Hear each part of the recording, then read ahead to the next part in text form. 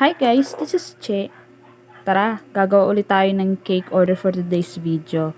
Ayan, etong cake naman na ito is June 28 na order. Ayan, wedding cake yan guys.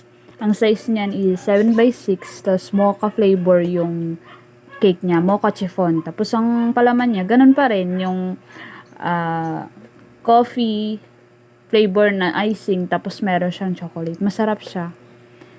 Yan.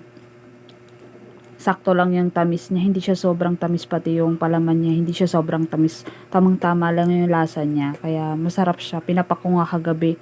Nung gabing yun yung yung ibang mga terang, yung mga pinagtabasan niyang cake na yan. Ayan. Medyo mahirap nga itong design na to ng cake. Mukha lang siyang madaling gawin, pero ang hirap-hirap niya talagang gawin. Siguro naka 3 beses akong nagpaulit-ulit dyan sa design na yan na parang wave. Yung parang alon na design ng cake.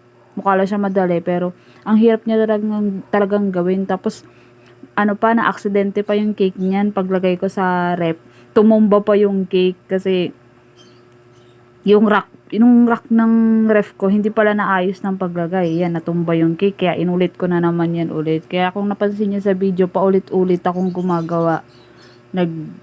Nagpapakinis, tsaka naglalagay ng parang wave na design dyan sa cake. Ayan.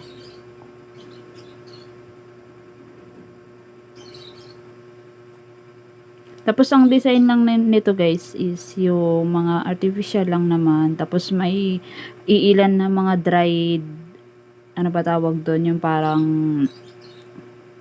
siyang feather. Pero dried siya, dried flowers ang tawag ata. Ayan yung wave na yan. Ang hirap talaga gawin, kaya nakailang beses akong pakinis ulit ng cake dyan, tsaka lagay ulit ako ng wave. Kasi mahirap talaga siya.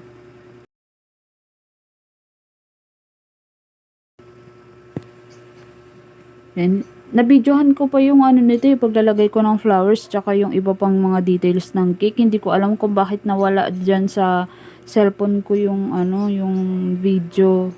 Yan. Pakita ko na lang sa inyo yung last na outcome ng cake yan Yan, 'di ba? Ang ganda. Tapos may mga siya, edible beads. Ayan. Ayan, best wishes sa nag-order at salamat sa mga lahat ng nanonood. Bye!